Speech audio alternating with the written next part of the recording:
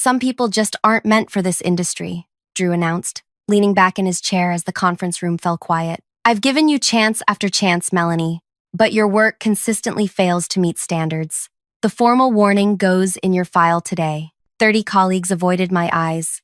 My throat closed as if someone had wrapped their fingers around it. I'd been blindsided in the weekly department meeting, a public execution designed to humiliate me in front of everyone I'd worked with for 4 years. The document he pushed across to me stated I'd failed to meet basic performance requirements and demonstrated ongoing incompetence. But what it didn't say was the truth. I'd discovered his dangerous decision to skip critical safety protocols. Before we continue, I want to thank everyone listening. Drop a comment telling me where you're tuning in from. I'm always amazed how these stories reach people from different corners of the world. My name is Melanie. I worked as a quality assurance specialist for one of the largest consumer electronics companies in the country. I was known for my attention to detail. Friends called me Microscope Mel because I could spot the tiniest flaws others missed. This perfectionism made me excellent at my job, but awful at letting things go. I grew up in a small town where my dad fixed farm equipment. He taught me that doing things right meant doing them safely. Shortcuts get people hurt, he'd say, while showing me how to properly check hydraulic lines or secure equipment. This wasn't just philosophy. His brother lost 3 fingers when someone rushed a repair job. When I started my career, I carried this value with me. I believed in the company's mission of creating safe, reliable products. For 4 years, I thrived. My performance reviews sparkled with praise like meticulous, thorough, and committed to excellence. 3 promotions later, I became the lead quality specialist for our newest product line. Everything changed when Drew Hudson transferred from the company's overseas division. He replaced my previous manager, Irene, who retired after 20 years. Where Irene valued thoroughness, Drew worshipped speed. We're not in the business of perfection, he announced during his first team meeting. We're in the business of delivery dates. In the beginning, I gave him the benefit of doubt. Maybe his aggressive timelines would push us to be more efficient without sacrificing quality. I volunteered for extra projects, stayed late, and learned to streamline my review processes. For 2 months, we maintained an uneasy balance. Then came the Horizon project. Horizon was our new flagship product, a health monitoring device worn against the skin. The company had invested millions in development, and executives expected it to dominate the market. Drew had personally promised the CEO a release date 6 weeks earlier than originally planned. My team received the final prototype on a Tuesday morning. We had 7 days for complete quality testing before manufacturing began, less than half our normal timeline. Don't overthink this, Drew told us. It's essentially the same technology as the previous model with minor upgrades. Standard testing protocol should suffice. But it wasn't the same technology. The new power system generated significantly more heat during extended use. By day 3 of testing, I noticed something concerning. Under certain conditions, the device housing could reach temperatures that might cause skin burns. I documented the issue and ran additional tests to confirm. The results were consistent. Under specific conditions, the device became dangerously hot. This required either a design modification or stronger warning labels at minimum. When I brought my findings to Drew, he glanced at my report for less than 30 seconds. This is within acceptable parameters, he said, sliding the tablet back to me.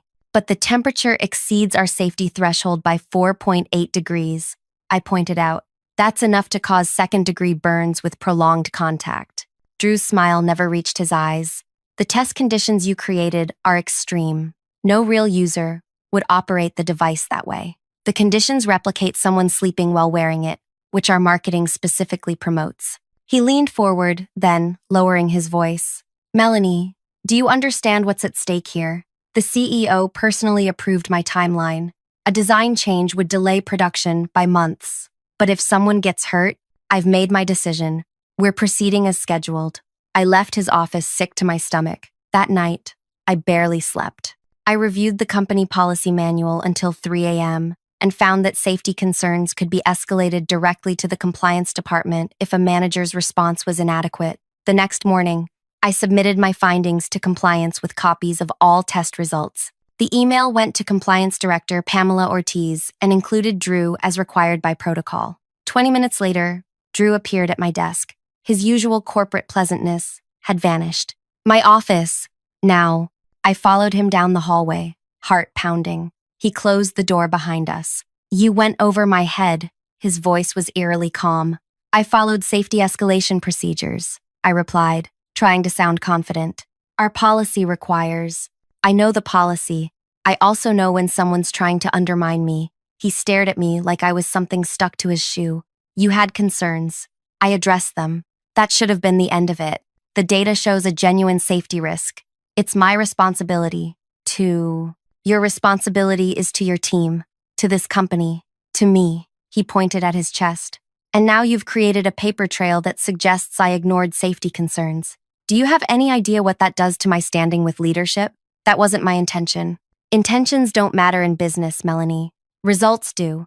And the result of your actions is a compliance investigation that will delay production and cost us millions. He was right about one thing. Compliance suspended the Horizon launch pending review. Engineers confirmed my findings and recommended design modifications to the cooling system. The timeline Drew promised the executives became impossible, and he made sure I paid for it. The retaliation started subtly.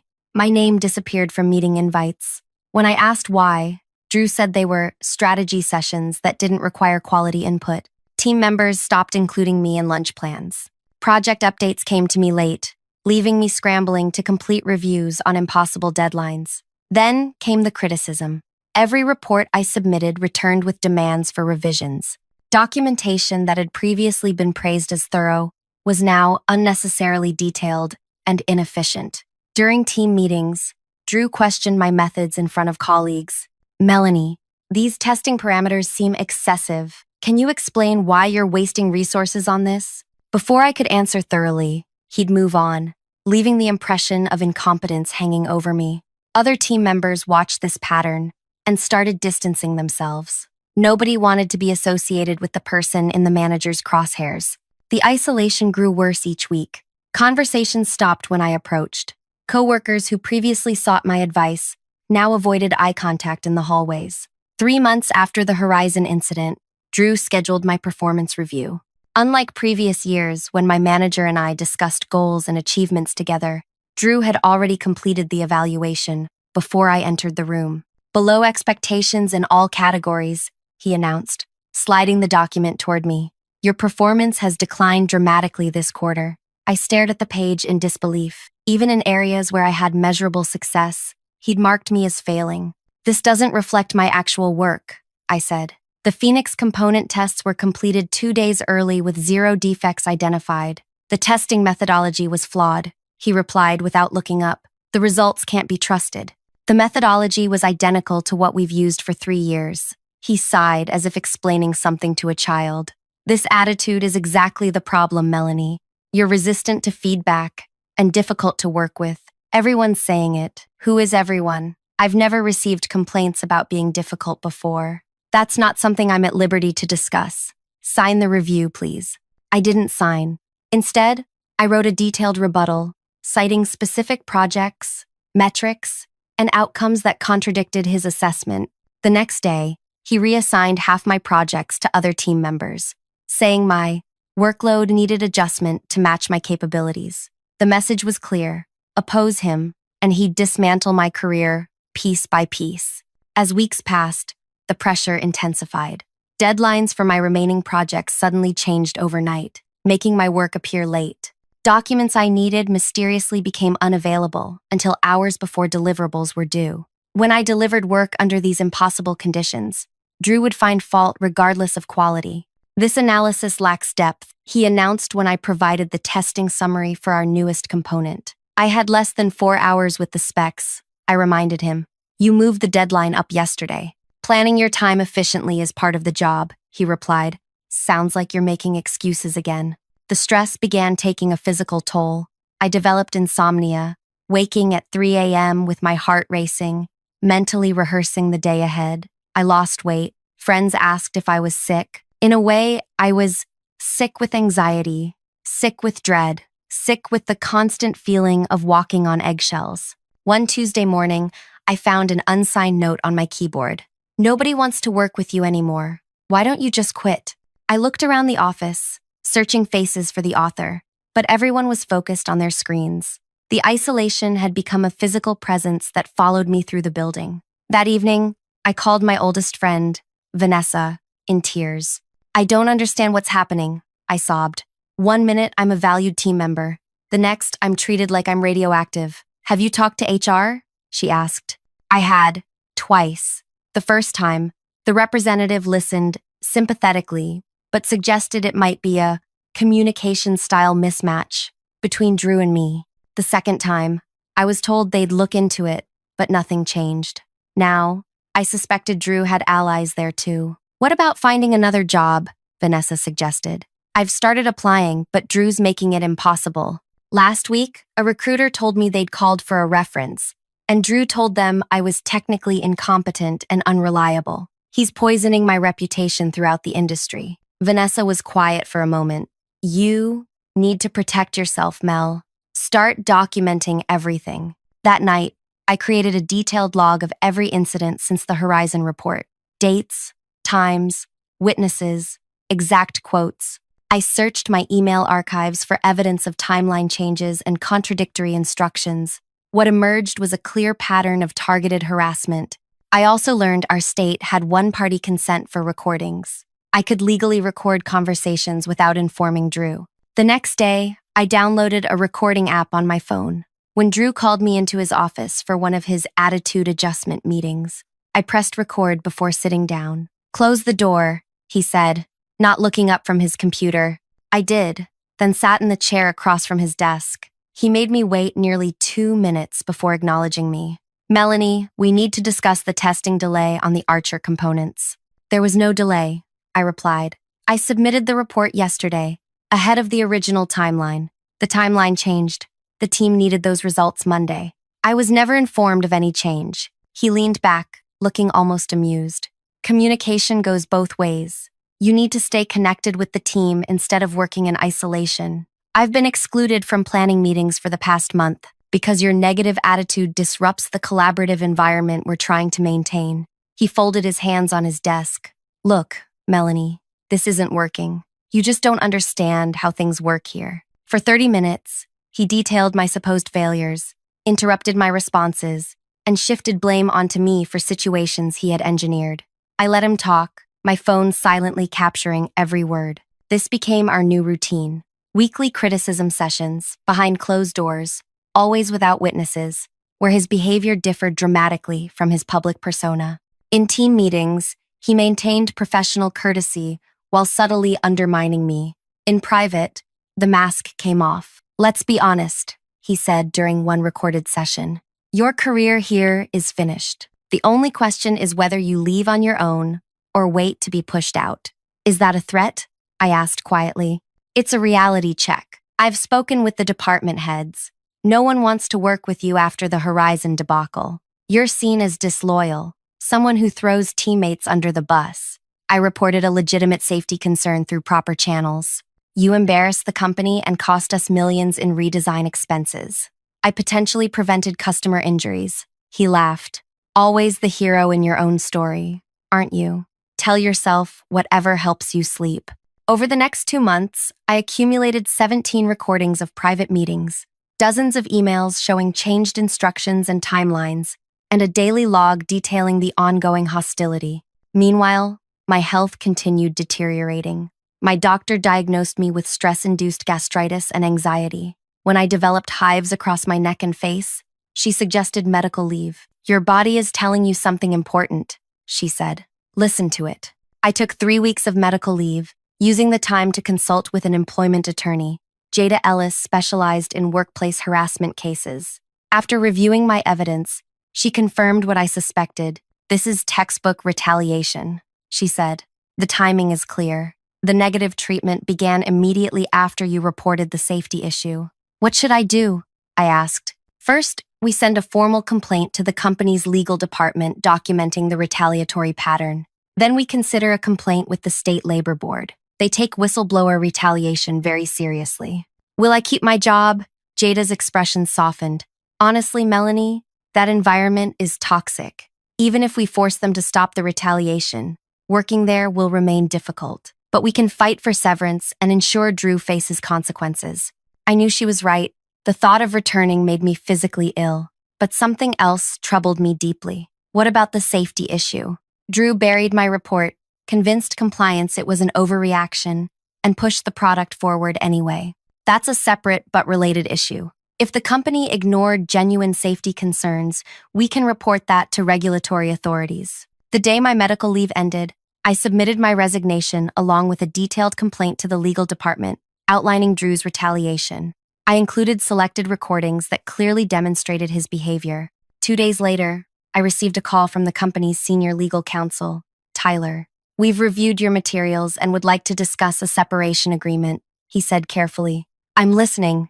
We can offer 3-month severance, extended health benefits, and neutral employment references." "That's not adequate given the circumstances," I replied, following Jada's coaching. "And it doesn't address the safety concerns that initiated this situation." Tyler's tone sharpened.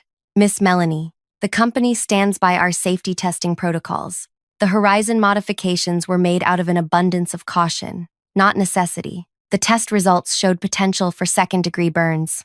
Those findings were deemed inconclusive by our engineering team." I realized then that Drew's narrative had prevailed internally. The company was protecting him and itself. My resignation had been their easy out. Problem gone. Case closed.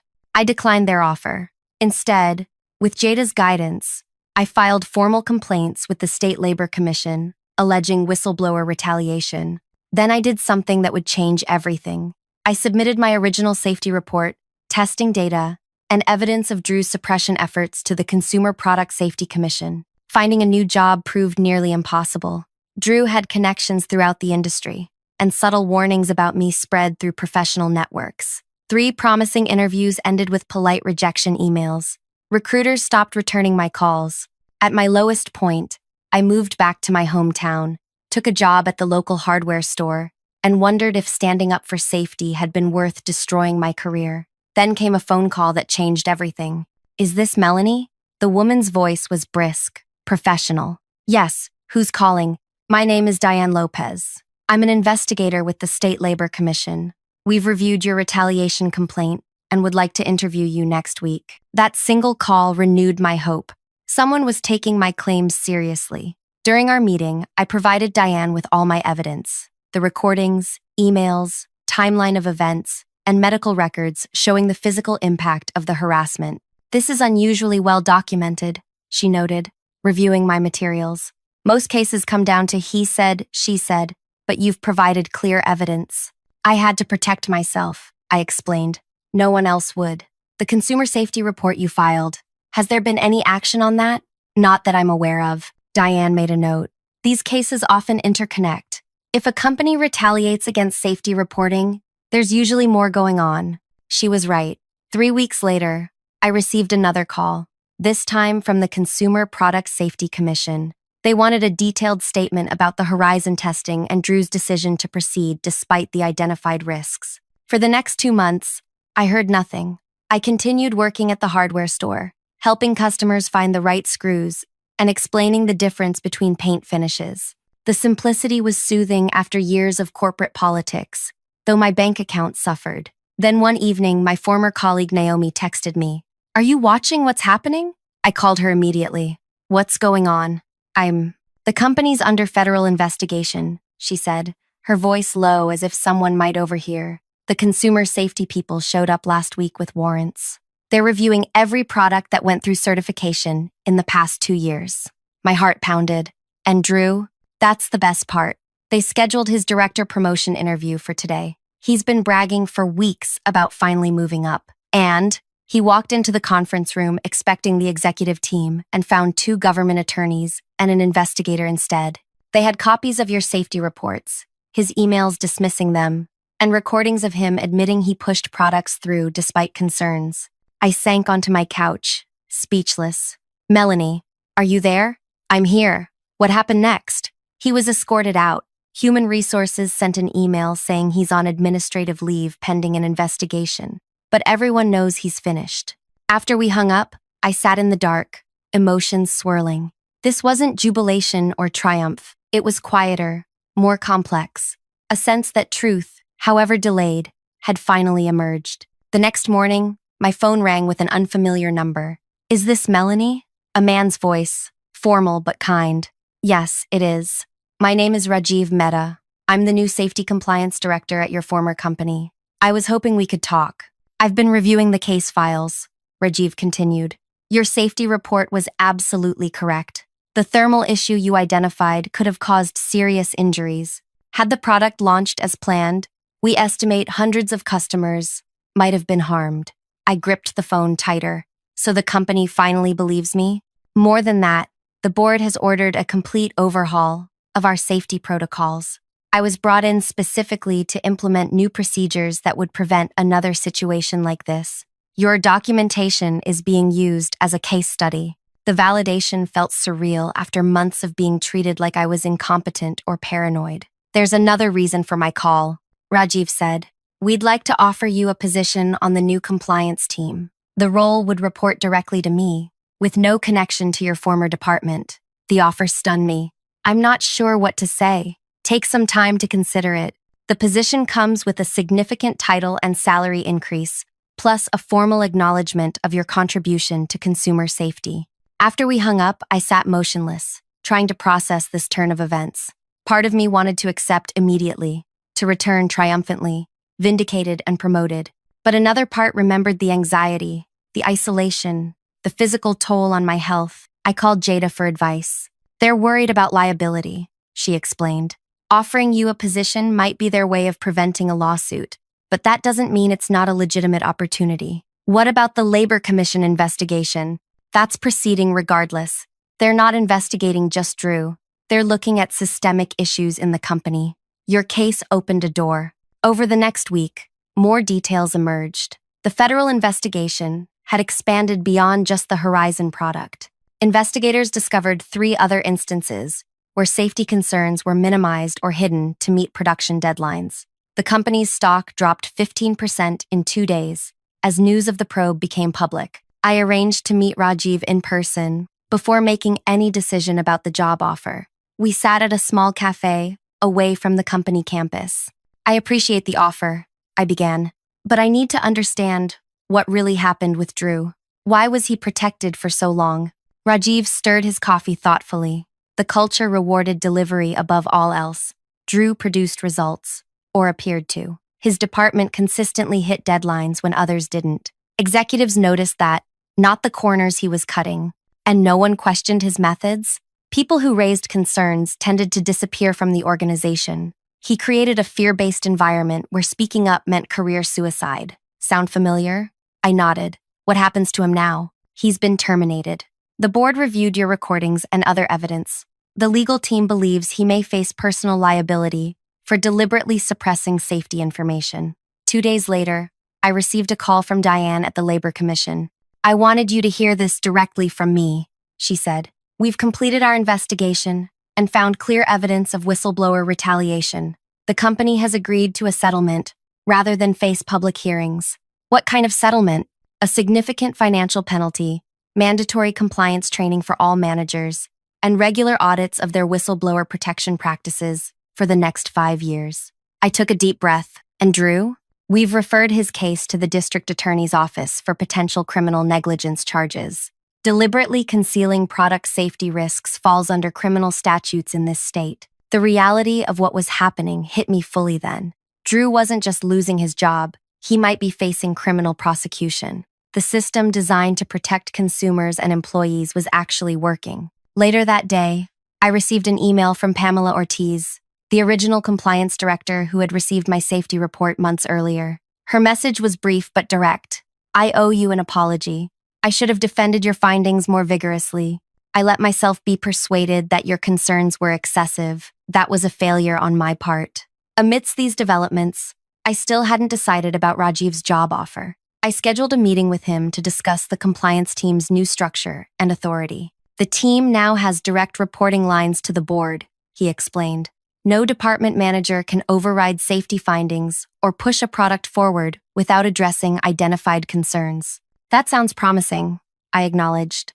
"But organizational charts change all the time. What happens when quarterly targets are missed and executives start looking for ways to speed things up?" That's exactly why we need people like you. Rajiv leaned forward. People who've seen the consequences of cutting corners and won't back down when pressured. His sincerity was convincing, but I still hesitated. I need more time. Of course, the position remains open. 2 weeks later, I received an unexpected visitor at the hardware store. A woman in her early 60s approached the counter where I was organizing inventory. "Are you Melanie?" she asked. "Yes. Can I help you find something?" She extended her hand. "I'm Gloria Jenkins. I'm on the board of directors at your former company." My surprise must have shown on my face. "I hope you don't mind my tracking you down," she continued. "I've been reviewing the safety investigation findings. Your report saved our company from a potential disaster." "I was just doing my job," I replied. "Which is exactly why I'm here. The board is implementing comprehensive changes to our safety culture.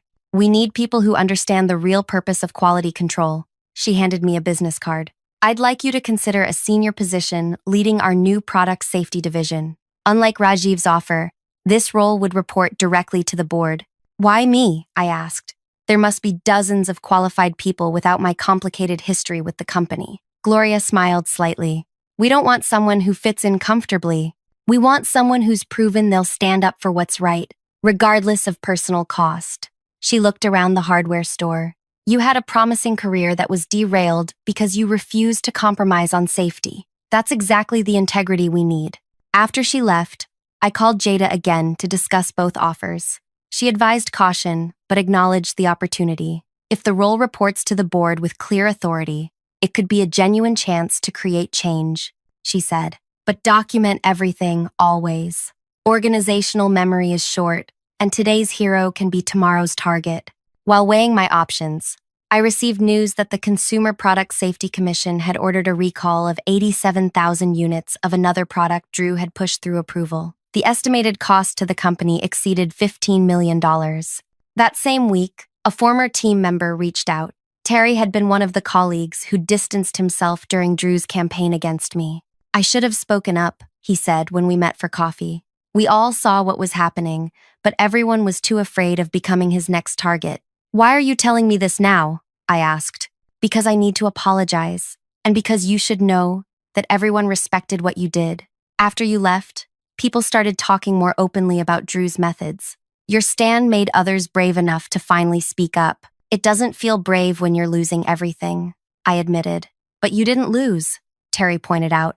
"You're the only one who came through this with your integrity intact." 3 months after filing my original complaints, I made my decision. I declined both job offers from my former company. Instead, I accepted a position with the State Consumer Protection Agency.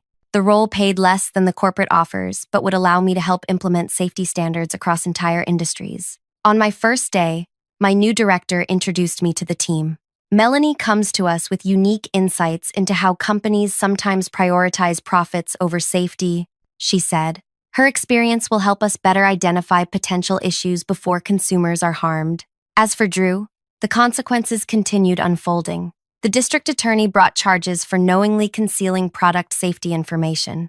The case never went to trial. He accepted a plea agreement that included a substantial fine, community service, and probation. More devastating for him, the agreement required public acknowledgement of his actions, which effectively ended any chance of another executive position. The company implemented all the promised changes to their safety protocols and paid a $4.2 million settlement to the Consumer Product Safety Commission. Their new advertising heavily emphasized their commitment to product safety, a direct response to the public relations damage from the investigation. 6 months into my new role, I received an email from Naomi with an article link. The headline read, "Former Executive Barred from Industry After Safety Scandal." Drew had been sanctioned by the Industry Certification Board, preventing him from holding any position with safety oversight for 5 years. "Thought you'd want to see this?" Naomi wrote, "People still talk about you here. You've become something of a legend, the quality specialist who brought down a director and changed the whole company." Her words should have felt triumphant, but my feelings were more complicated. I had never wanted to be a whistleblower or a symbol. I'd simply wanted to do my job protecting consumers from harm. The personal cost had been enormous. A derailed career path, financial setbacks from months of unemployment, friends and colleagues lost. and the lasting anxiety that still occasionally woke me at night. Yet I couldn't regret my decisions. Every time I saw a product recall announcement or read about safety improvements in consumer goods, I felt a quiet satisfaction knowing I'd contributed to a system that, however imperfectly, worked to protect people. In my new position, I began developing training programs to help quality specialists recognize when they were being pressured to compromise safety standards. I shared my story, anonymized but honest, as a case study in how retaliation works and how to document it effectively. Sometimes, doing the right thing costs nearly everything. My career trajectory changed permanently. My professional network fractured. Years of specialized expertise had to be adapted to a new field. But some things are worth protecting at any cost: consumer safety, professional integrity, and the basic human responsibility not to harm others for personal gain. My revenge wasn't orchestrating Drew's downfall. It was simply ensuring the truth came to light through proper channels. The legal system, designed to protect whistleblowers and consumers, worked exactly as intended once given the evidence it needed. The most powerful revenge wasn't anything I did personally. It was watching proper accountability unfold through established systems. If you're facing a similar situation, pressure to cut corners, retaliation for speaking up, isolation for doing what's right, document everything. Know your legal protections. Find allies outside your immediate environment. The path is difficult, but integrity matters. Thank you for listening to my story. If it resonated with you, please take a moment to like this video and subscribe to the channel. Every share helps someone else who might be facing workplace retaliation know they're not alone. Let me know in the comments if you've ever had to make a difficult ethical choice at work. Sometimes, just knowing others have faced similar challenges makes our own burdens easier to bear.